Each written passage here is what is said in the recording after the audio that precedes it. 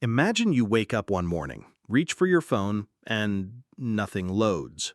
No Instagram, no YouTube, no Google, not even a single cat meme. At first, you probably think it's your Wi-Fi, maybe your router died, or your neighbor finally hacked your password after you kept it as 123456. But as the hours pass, panic spreads. It isn't just you. The internet itself has vanished. Forever. Let's be clear, the internet isn't just a magical cloud floating above us. It's billions of servers, fiber optic cables under oceans, satellites and routers all working together to connect people and data. For it to stop forever, something massive must have gone wrong. Maybe a coordinated cyber attack fried the infrastructure. Maybe solar flares cooked the satellites. Or maybe some cosmic prankster just pulled the plug. However it happens, the result is the same: silence. On day one, people are confused but oddly calm. We've lost service before, we know the drill. You restart the modem, complain to your provider, and then scroll TikTok to complain about complaining. Except this time, TikTok doesn't come back, nor does Netflix, or email, or Google Maps. People actually try to open paper maps again. Half of us don't even know which way is north without a little blue dot telling us. By day three, chaos has set in. Businesses that depend entirely on online transactions freeze. No more Amazon deliveries, no PayPal transfers, no crypto coins bouncing around the blockchain. Banks still exist, but good luck accessing your account without digital systems. Suddenly, cash, those weird pieces of paper you last saw crumpled in your car's glove compartment, becomes valuable again. ATMs get mobbed. Some people even start bartering. Imagine trading a pizza for a haircut or a bag of potatoes for Wi-Fi that doesn't exist anymore. Schools and universities shut down overnight.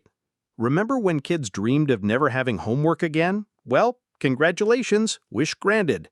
But without online classes or digital resources, education stumbles back into the age of chalkboards and dusty encyclopedias. And here's a fun twist. Most libraries had been digitizing their archives, which means a lot of information is suddenly gone, locked away in servers that no one can reach anymore. Humanity goes from the information age to the guess and hope age. Entertainment collapses in strange ways. Streaming services die instantly, which means no new shows, no Spotify playlists, no late-night binge marathons. Suddenly, DVDs and CDs look like treasures from an ancient civilization. Console games that require online servers? Bricked. Gamers either dust off their old Nintendo 64s or finally learn how to play outside. In a cruel twist, video rental stores, if any still exist, might actually make a comeback. Imagine explaining Blockbuster to a teenager. Yes, you physically went to a store to rent a movie, and if you didn't rewind the tape, they'd charge you extra. On the infrastructure side, things get truly scary. Air traffic control, emergency services, hospital systems, many rely on fast online communication. Without it, planes still fly, but scheduling is a nightmare. Hospitals still operate, but patient records vanish.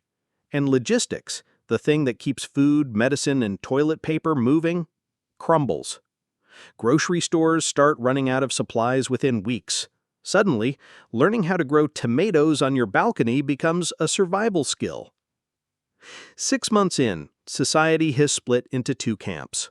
The optimists argue, we lived without the internet for thousands of years, we'll adapt. And to a certain extent, that's true. Communities rebuild around local connections. People start printing newsletters again, putting up bulletin boards, and, brace yourself, writing letters, like with actual pens. Postal services become the new social media. You wait 3 weeks to hear your friend's opinion about a movie you already forgot existed. But the pessimists see the cracks. Scientific collaboration slows to a crawl without instant data sharing. Economies shrink as global trade loses its nervous system. The stock market? It doesn't just crash, it evaporates because it can't function without constant online updates.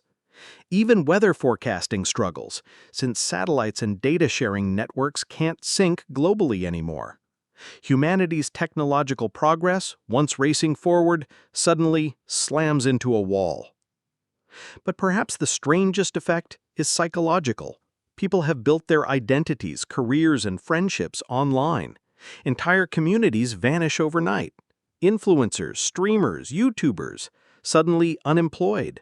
Millions of people lose not just income, but purpose. The memes, the arguments, the endless scroll, all gone. Some people feel liberated.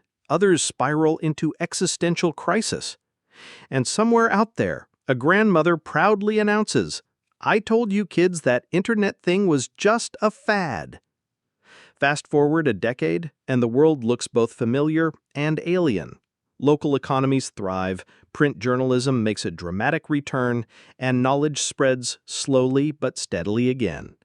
But humanity has lost the instant global village. No more instant video calls across continents, no more collective live-streamed events, no more global awareness at the tap of a screen. We shrink back into smaller bubbles, more isolated, more fragmented. So what if the internet suddenly stopped forever? At first it would be chaos, memes replaced by riots and confusion. Over time, humanity would adapt, because that's what we do. But we'd lose something extraordinary, the ability to share knowledge, culture, and creativity instantly across the globe. And in that sense, the real tragedy wouldn't be the loss of cat videos or online shopping.